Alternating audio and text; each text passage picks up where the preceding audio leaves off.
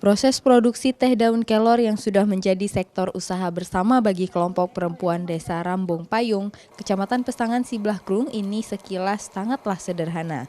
Bahkan mereka sangat mudah mendapatkan bahan baku daun kelor yang langsung dapat diambil dari pohon-pohon yang tumbuh di desa mereka. Daun kelor segar yang baru saja dipetik dari pohon langsung dicuci hingga bersih, kemudian dikeringkan secara alami di dalam tempat khusus yang terbungkus dengan jaring, sehingga kualitas dan khasiat teh daun kelor untuk kesehatan tetap terjaga. Dari usaha kelompok perempuan warga desa di pedalaman Kabupaten Biren yang dirintis sejak September 2019 lalu itu saat ini beromset per bulan rata-rata mulai dari 3 juta rupiah hingga 4 juta rupiah yang dipasarkan ke sejumlah kabupaten kota di Aceh. Karena jumlah produksi teh daun yang dikerjakan serba manual ini dalam sebulan hanya 60 kotak saja.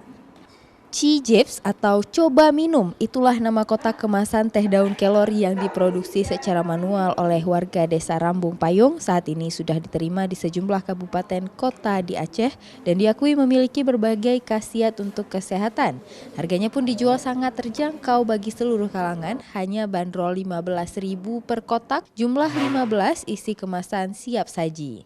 Dan teh ini sekarang itu sudah mulai dipasarkan dan sudah mendapat izin dari Dinas Kesehatan Kabupaten Biren untuk PIRT-nya.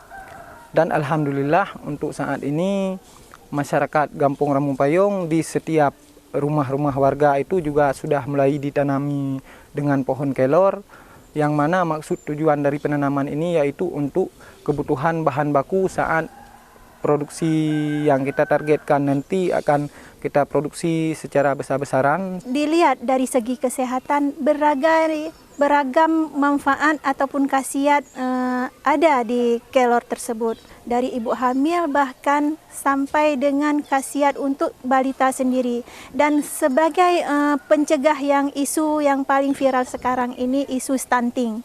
Itu yang paling harus kita ketahui bahwa di daun kelor lah manfaatnya yang paling banyak. Untuk menjaga ketersediaan bahan baku, inovasi usaha teh daun kelor kelompok perempuan ini kedepannya terus dikembangkan dalam jumlah produksi yang lebih banyak dan akan dipasarkan ke seluruh wilayah di Indonesia.